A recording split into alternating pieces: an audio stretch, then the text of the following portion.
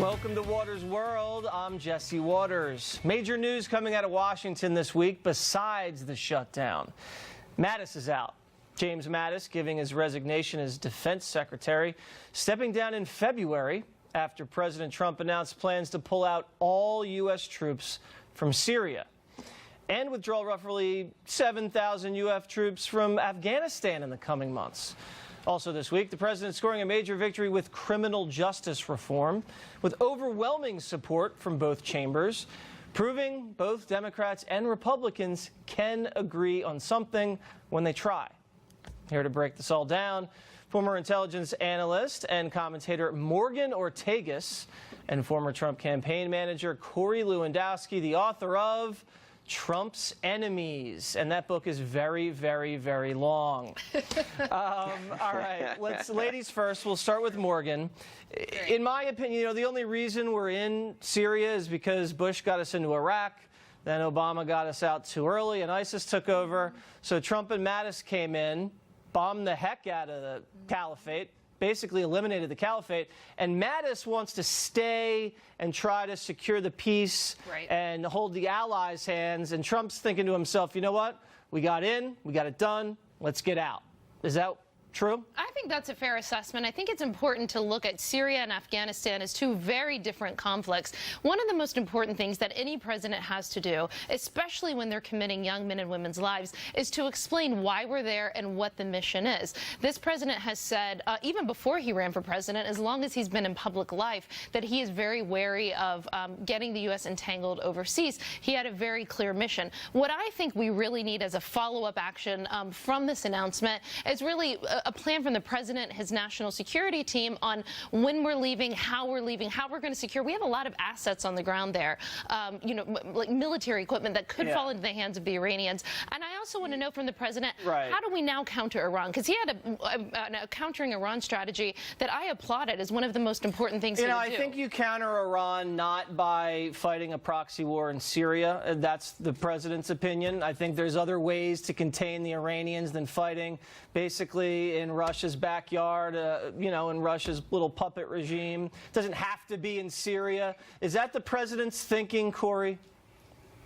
Well, look, I know this, Jesse. I know the president wants to make sure that when we fight our enemies, we're doing it on their home turf and not on ours, and that's very important. But you also have to ask yourself the question, how long are we going to keep our troops overseas? In Afghanistan, we've been there 6,000 days, if you can imagine that. Over 6,000 days.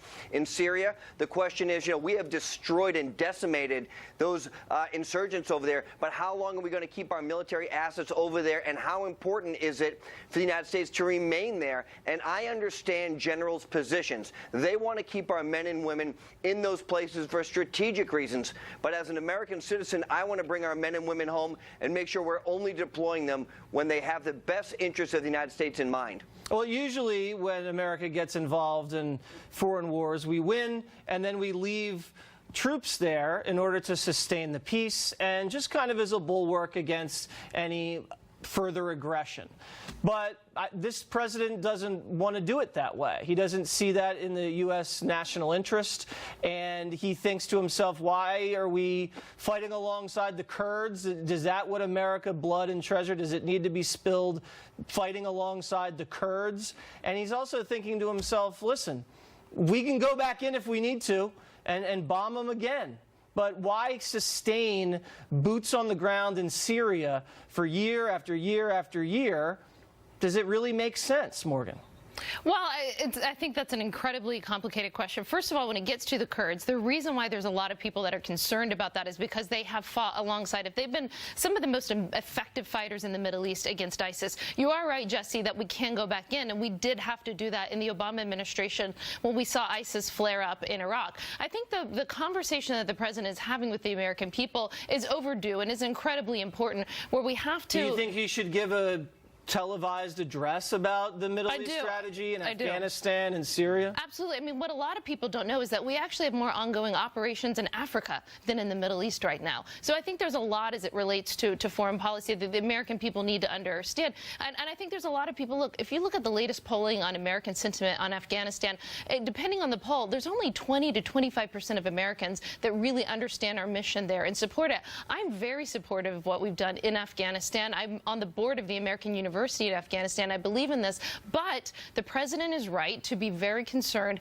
about the amount of money that we have spent in Afghanistan and in Syria, but more in Afghanistan. We have spent billions of dollars, and we've corrupted that place in many ways. It's been a mess. Afghanistan's a mess. Everybody knows that. And I think Corey in Syria, he's saying, you know, why are we paying all this money to protect Syria's borders? Let's bring the troops home and protect our own borders.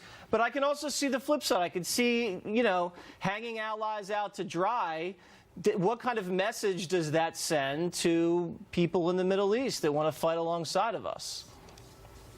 You know, Jesse, our allies know that we're going to stand beside them whenever they call us to do it. But, you know, having a permanent military presence overseas in places around the world continuously is something that this president wants to reevaluate and should be rightly done so. You know, when you look at Afghanistan, just in the last couple of weeks, we've had 3 more U.S. soldiers killed over there when their Humvee blew up because they drove over an IED. The 4th individual is up at Walter Reed. Look, they don't want us there, and I understand that. And as it brings back the issue of legal immigration, we have to make sure we're protecting our borders, Jesse. And if that means using our military to build a wall on the southern border so we're protecting Americans first, that has to be the priority of the president. And then we have to reevaluate our forward deployments around the world to make sure that our men and women in uniform have the tools necessary to be successful. But there should be no commitment to have a permanent military presence in Afghanistan where we've been for over 6,000 days. Right. All right. So let's move on, because you mentioned earlier the people in this country's feeling about Syria. No one really supports boots on the ground in Syria, and the polls show that. Another very interesting poll. This is from